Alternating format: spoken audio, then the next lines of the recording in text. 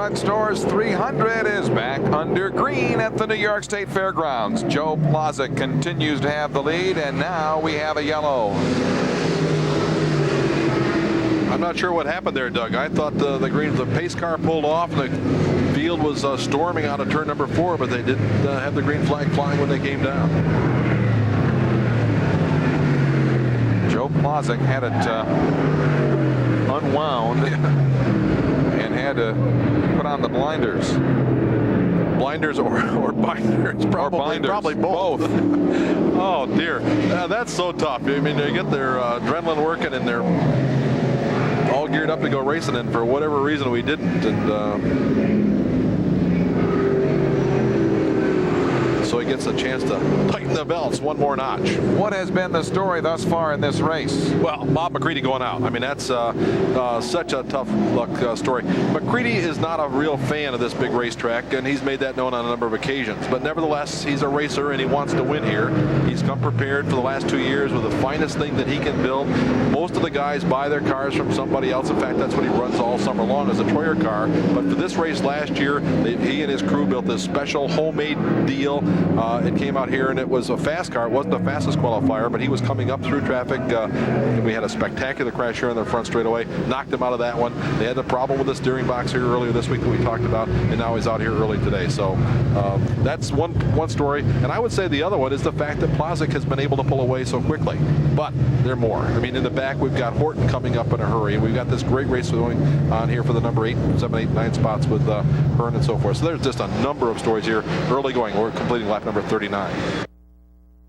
Yeah, of course, the idea is to pit under the yellow, and that's what Eddie Marshall and Alan Johnson, Vic Coffey, and Ron Smoker did, among others. But when the green flag came out for just that moment and the cars accelerated, those 4 men got caught in the pits, and they go a lap down. Oh, tough break. I wasn't watching that. But Alan Johnson, he and Vic Coffey had said both those cars in the pits.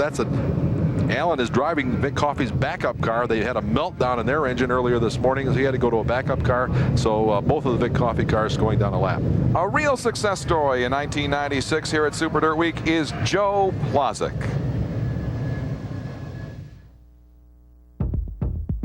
Caister Center, Ontario's Joe Plazik is the top dirt modified threat from the North Country. For Canada Joe, being around any kind of car is natural. His family's business is the largest auto recycling yard in Eastern Canada. Joe's family all play key roles in his racing operation, from car owner to crew member to cheering section, juggling family and business with racing pleasure. Yes, a success story indeed, and he's looking for that first checkered flag here at the New York State Fairgrounds. Well, we have a former winner that's already out of this year's event, 2-time defending Mr. Dirt, Bob McCready. He's down now in the pits with Paul Small. Barefoot Bob McCready won this race back in 1986, but 10 years later, your luck turned sour. What happened?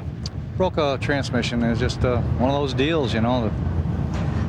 We've been off all week long, finally get the car hooked up race day, and really thought our troubles were behind us. You know, the Kinney Drugstore, Syracuse Frame Service, FX Compare Car Companies Modified was just super today, but broke apart. This is the second year you brought this experimental car. Do you think one of these days you'll get enough laps on it to really go quick with it? It's got a lot of potential. I guess I got to look and see how long my career will last. I think so. The car is good now. The only reason we had trouble all week is because Dirt mandated some rule changes, and it changed the car around. We had to get it going again. Barefoot Bob McCready out of the 1996 Phase 300, but he'll be back. He will be back. He's a true champion. Pace car clears the racetrack. We're going to go green here on lap number 42. Plazik leads. Hetzler is now 2. He's taken over the number 2 spot. Payne has fallen back to 3. Brightbill holds on to 4. Horton is 5. Tremont is 6. Decker is 7. Van Doren is 8. Jack Johnson is 9. And Hearn has fallen back to 10. And here they come down the front straightaway.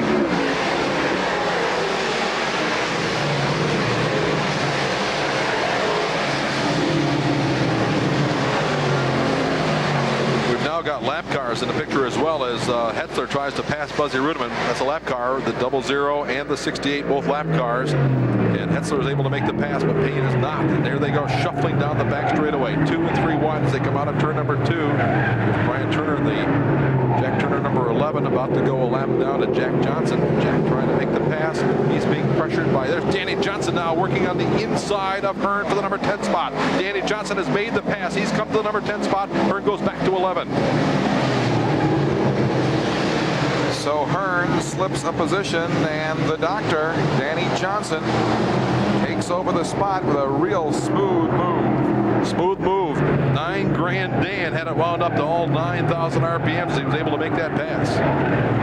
From the rear of the pack, Dave Blaney is up to 30th. He's making the move after Billy Pouch started the race. Left the car on the first caution. Blaney got in. He's off and running.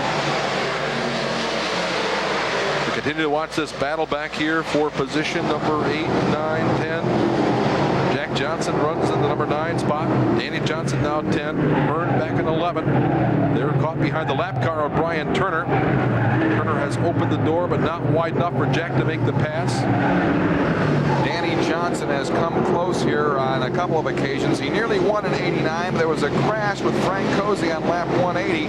Then he led in '91 with 11 laps to go and lost a wheel. He's trying to look strong and make a bid here today. And looking strong he is. When anybody passes Brett Hearn with that much authority, you know that they are strong. Now Hearn's gone to the backup car, but nevertheless it's a first-class automobile. He told us at the top of the show they're having a problem trying to figure out which one to use, so you know that they are basically equal cars. Great battle for position right here at the Fairgrounds. Danny Johnson, Brett Hearn.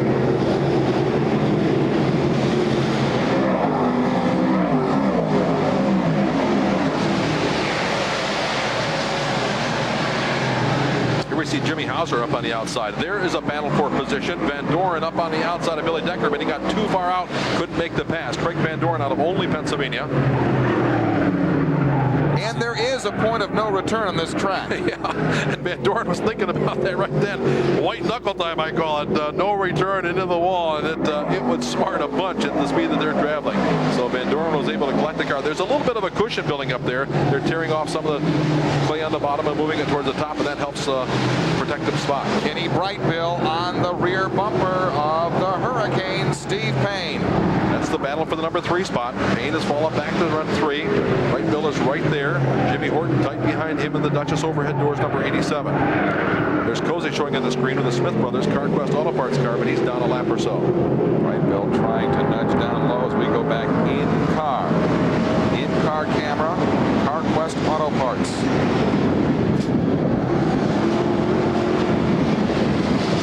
Up ahead, you can see that battle for position. I hope he can see a little more than we can. It wasn't enough to make me comfortable. There's Horton on the inside of Brightbill, but he wasn't. I'm sorry, Brightbill is making the pass of Steve Payne. So Brightbill goes to 3. Brightbill is in 3rd. Steve Payne, then Jimmy Horton. For so many years, Brightbill has come here and run up cars of his own design. He's a throwback of the way it used to be, and he continues to do it that way. But his car owner, Ray Carroll, suggested that maybe for 1987, they'd want to, or whatever year this is, 96, they'd want to come with a brand new car. So he bought a new Troyer Mud Bus for Brightbill, and so far it's been a dream for him. And what about Jimmy Horton's situation? He's driving the same TL Pro car that he won with here in 1994. He's had a great summer as well. He's trying to run him down, and he's doing a great job. Some drivers come here with their car, and some have some choosing to do. And Jimmy Horton had a choice to make. As he goes down below Hurricane Steve Payne, can he get him? Go back in the pack again and watch Van Doren work on Decker. Buzzy Rudeman, you can. I thought he was signaling for the driver to go behind the outside. I believe that was tape just blowing in the breeze. There's Horton making. Yeah, I think he actually touched Steve Payne as they worked out of the corner. Here they come down the front straightaway.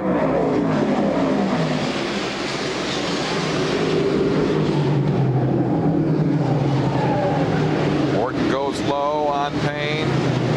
Can he finish him off? No. The corner exiting speed in favor of the Hurricane. somebody way up against the wall. I believe that was Van Dorn, but he was able to hold on.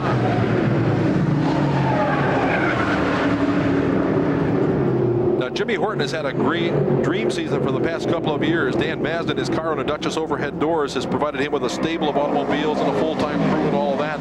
But for 1997, Masden says he won't run a full schedule. Horton, of course, this is the way he makes his living. He wants to run a full schedule, and he might actually buy the team from Masden and do it on his own. Horton has got pain. Boy, was he working to do that. They are trapped behind Buzzy Rudem and Alex Friesen, and they're going nuts, trying to break those slower cars, and at the same time make the pass, which he was able to do. And there's Horton in the 87. Air Horton, he's sometimes known as the guy that went out of the ballpark at Talladega. This guy has run all the racetracks all over the country.